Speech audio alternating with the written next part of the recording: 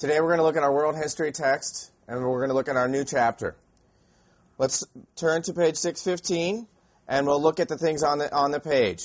Let's look at the different subject headers and subsection headers on the page. And let's think about what each of these means, what the text is indicating to us, what the fonts and the colors indicate to us. So at the top of the page, the title of the section, section number 1. Now those words are in dark, large blue text.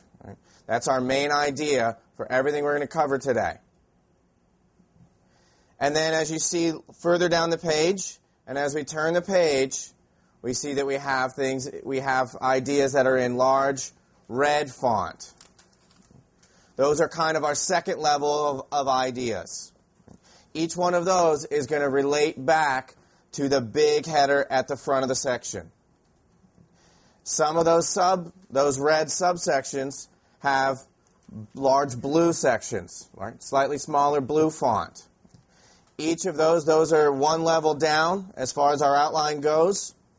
Those ideas will relate to the red as the red relates to the section title.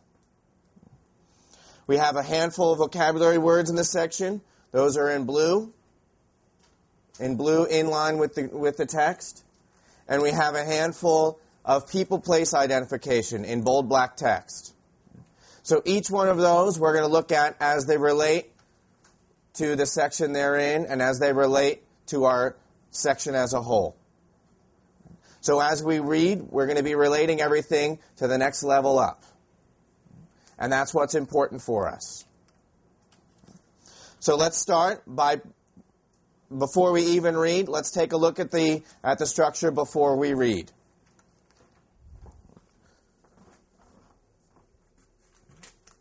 In the biggest blue font, we have our section title. That's our main idea for the day. The growth of industrial prosperity. Next we have our red. All right, so we have our large red sections. Those are our next level of ideas. Right? So let's write those down in order. Right? Leave yourself space on your outline because you're going to be filling in later. Right? As you go through and you find those red ones and you make in the outline, make sure to leave what looks like an appropriate amount of space on your page. So let's take a look at the red titles.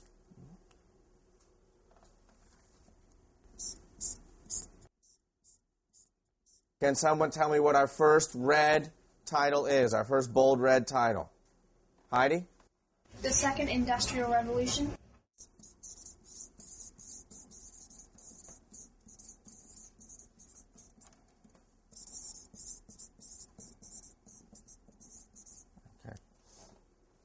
Okay, do we have another bold red title coming next? Greg, can you tell us what that one is? Organizing the working classes.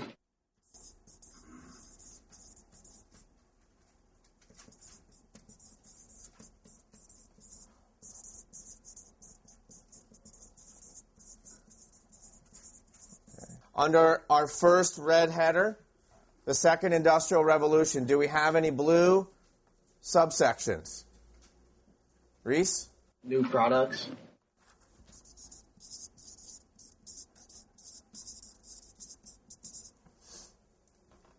Are there any more blue headers? Nathan? New patterns.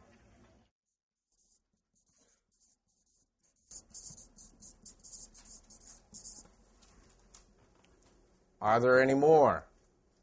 Ned? Toward a world economy.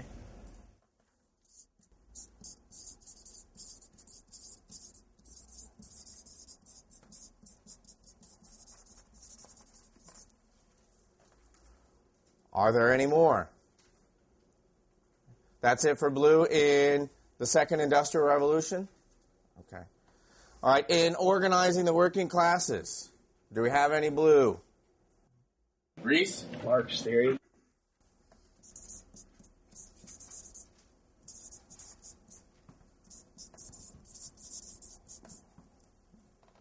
Are there any more blue headers? Heidi? Socialist parties.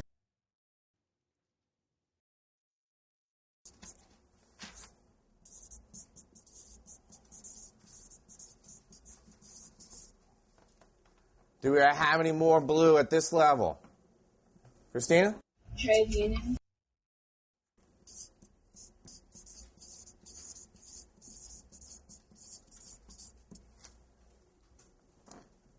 Do we have any more blue ones in this section? That's it? Okay. Today we've looked at using our textbook and looking at the structure of our text as before we read and using that as a help in our note-taking strategy and in our outlining. So we've looked at it today in a history context. How can you, when you go to your next class, how can you use the structure of your textbook to help you outline and take notes? Matt? Well, I like this note-taking strategy because, you know, the text structure starts broad and it gets narrower, so you can use that in any textbook. I mean, it breaks it down in paragraph form and it has, you know, definite headings and stuff like that, and it goes from complex to simple.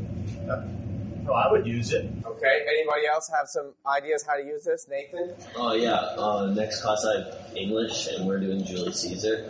And I think an outline like this would really help because it's really hard to read. So getting an outline might help. Reading Julius Caesar, you're reading something that's different, very different from this, because that's a work of fiction, and this is that's a work of literature, and this is more of a textbook. Yeah. Right? Can anybody think of ways that's going to help Nathan when he's reading something that's in a totally different style? How's he going to look for text structure clues in his note-taking?